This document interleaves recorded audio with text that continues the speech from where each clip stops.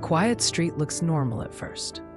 Fresh paint on the doors, a soft glow from the windows as evening comes.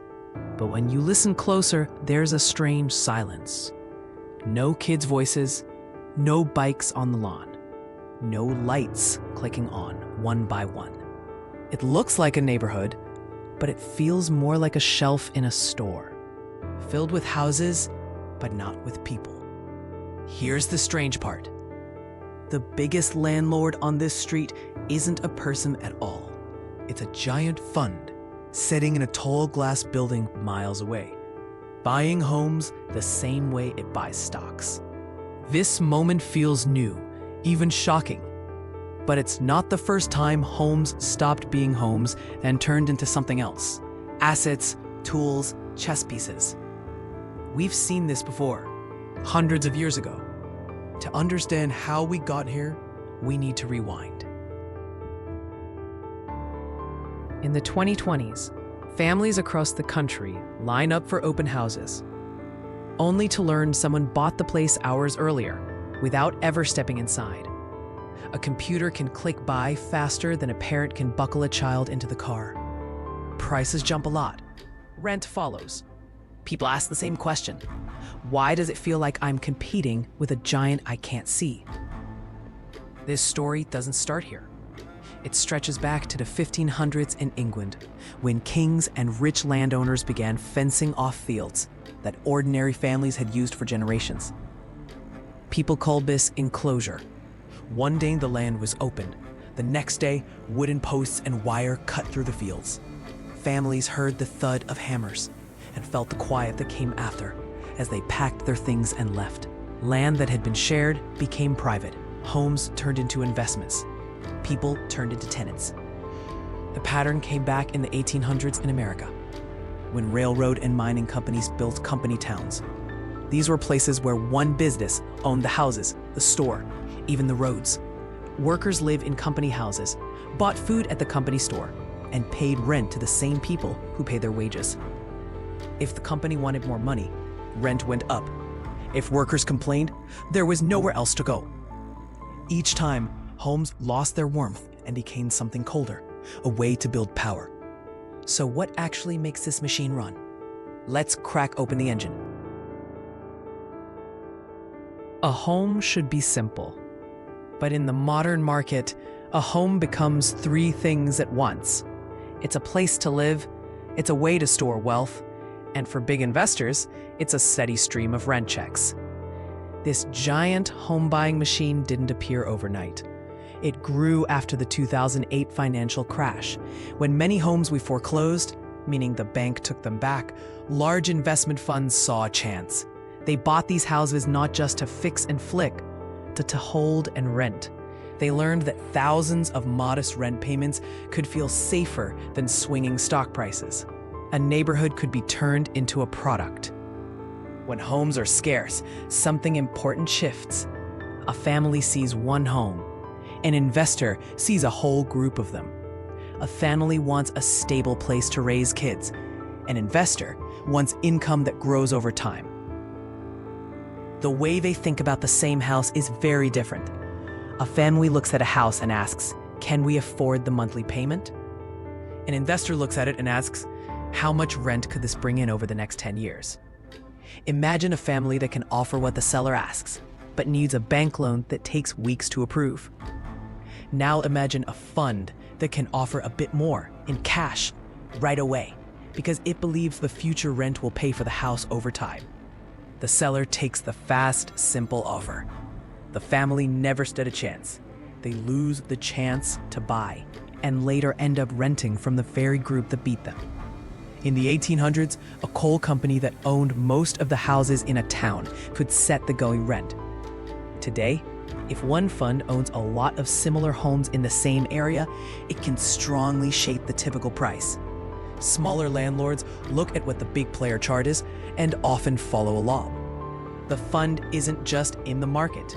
In some neighborhoods, it starts to feel like it is the market. To make this even faster, investors use software. A computer program, often called an algorithm, is a set of rules a computer follows to make decisions. This acts like a kind of modern enclosure. Instead of hammering fences into open fields, the fences are digital. The program scans listings, school zones, commute times, and path rents. It guesses what a home can rent for in the future. The second a home matches its rules, it sends an offer. No stroll through the living room, no check of the basement, just a click. A family needs time, a machine doesn't. This creates a loop. Speed leads to more wins lead to more homes lead to more power. And each time a home is bought by a long-term investor, it often moves from the for sale side of the market to the for rent side. The path to owning a home gets narrower. The path to long-term renting gets wider. That can seem stable, until one old assumption fails, and then the first hairline fracture appears. The fracture shows when regular people realize they are no longer really part of the game. For a long time, many renters held one simple belief: if my rent gets too high, I'll move somewhere cheaper. Now that belief starts to break. Imagine a family that has rented the same house for 8 years. They pay on time. Their kids know every crack in the sidewalk. One day, a letter arrives from a property management company. Not a person with a name, a company logo. Their rent is going up a lot in just a few weeks. They go online to look for another place in the same school district. They click one listing, same company name. Next listing, same company name. Again and again. It feels like trying to leave a room and finding the same locked door no matter which way you turn. You can hear this in renters' voices when they talk about never meeting their landlord, only a rotating list of managers. You see it in online posts where the story is no longer just, my offer was good, but a company beat me. Now it's, I can't even find a place to rent that isn't owned by them. This feeling echoes the past. In the enclosure age, farmers walked along new fences, looking at fields they once used, and felt there was no space left for them. In company towns, workers watched their rent go up even as their pay stayed flat, and realized that, after rent and food, nothing was left. Today, families scroll through rental apps and see rows of homes with the same owner behind them. The trap looks different, but it feels the same. And this doesn't happen to just one family. When a single owner controls many homes in a city, changes in rent ripple through whole neighborhoods. There's no friendly landlord next door you can bargain with. What you face instead is a system. Families have fewer choices, and the cost of living doesn't just bend upward. In some places, it jumps. Teachers can't afford to live near their schools. Nurses and grocery workers face long drives. Streets that once felt busy now feel like places people pass through, not settle in. A neighborhood turns into a portfolio. When enough homes shift into investor hands, the old balance breaks. When the dust settles, the world isn't quite the same.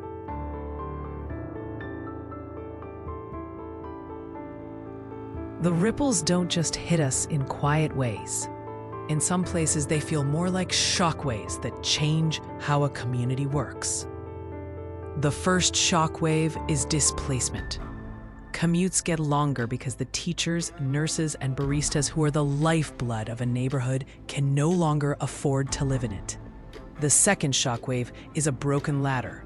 Young adults stay with parents longer, not just to save, but because the first rung of the property ladder feels sawed off and pulled up out of reach. The third shockwave is big owners taking over. Small landlords sell to large investors because one big check solves their problems faster. That local landlord you could call, they're gone, replaced by a 1-800 number and a corporate policy manual. Neighborhoods that once felt alive now feel managed. They are not just communities, they are assets on a big global investment list, lines on a spreadsheet that must perform. History reminds us that when land becomes concentrated, power becomes concentrated. In England, This pushed people into cities. In America, it locked families into one employer. Today, it doesn't just limit choices. In many places, it creates a feeling of being stuck, where the goal is no longer to own, but simply to afford this month's rent. And now we face a strange question. If homes keep shifting into fewer and fewer hands, what kind of housing future are we building? Is it a future for people or for portfolios? The past suggests that once land concentrates, it doesn't easily spread back out on its own. That's the pattern we're living with today. So, what do we take from this? The lesson is simple. This isn't just an economic cycle. It's a slow rewrite of the rules. Homes shape lives. When they become mostly tools for profit, the people living inside them feel the pressure first.